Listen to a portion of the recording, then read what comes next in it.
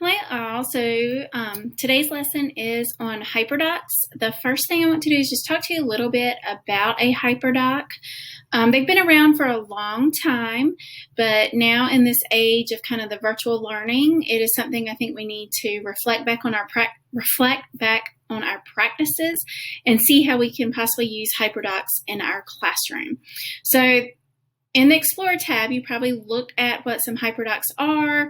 Hopefully you were able to learn a little bit more about them. I just want to touch on some important points.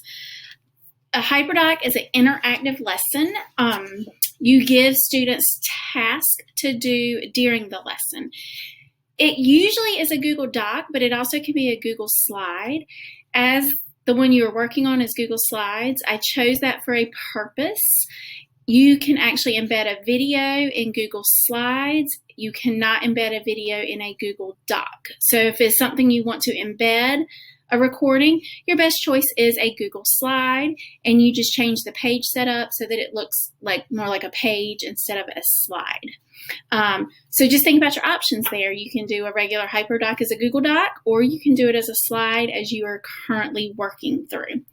So one of the other things I want to talk about is there are many tasks that you can do with a Hyperdoc. So on this screen, as you can see, this one says Hyperdoc templates. The people that created Hyperdocs used a certain template, but of course, as it has been out, we have modified it to fit our needs. So as you look on the screen here, there's a whole lot of engage, explore, explain, apply, share, reflect, extend. I was trying to see, elaborate's another one I have seen. Pick what you need for your lesson. For the lesson you're currently working on, I chose explore, explain, and apply. A different lesson I may have chosen engage and share. So think about your lesson and what task you would want students to do, and then you can kind of take them through the steps of a lesson. So I think it's important to know it doesn't all fit a certain model. You can have different steps throughout your lesson. All right, another important thing I want to touch on is the difference in a Hyperdoc and just a document with links.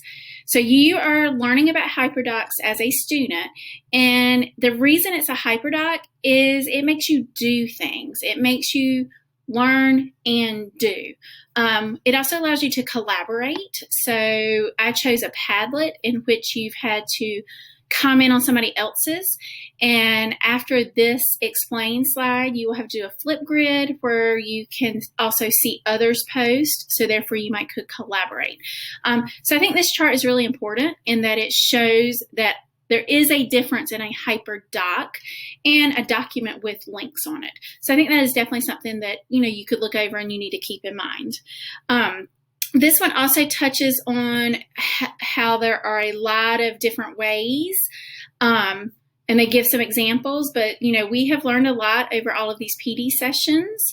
We have learned Flipgrid, Canva, Padlet, we've talked about Google Draw, we've talked about drag and drop slides.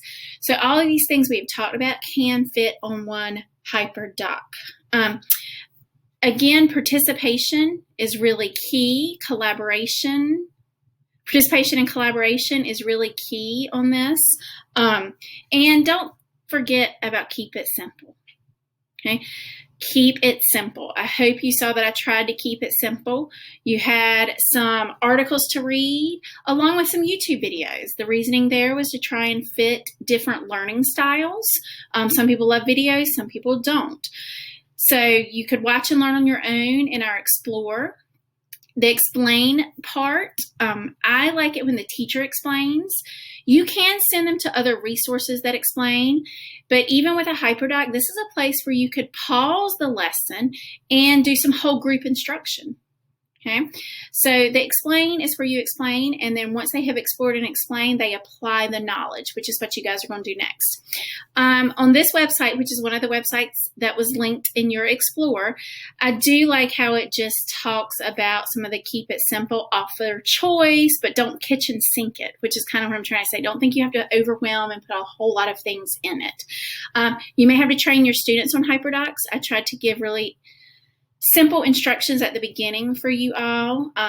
But of course, there's always room for growth. Those could have been made easier. Collaborate. I am always here to collaborate with you. So just, make sure you're using resources and you're keeping things simple.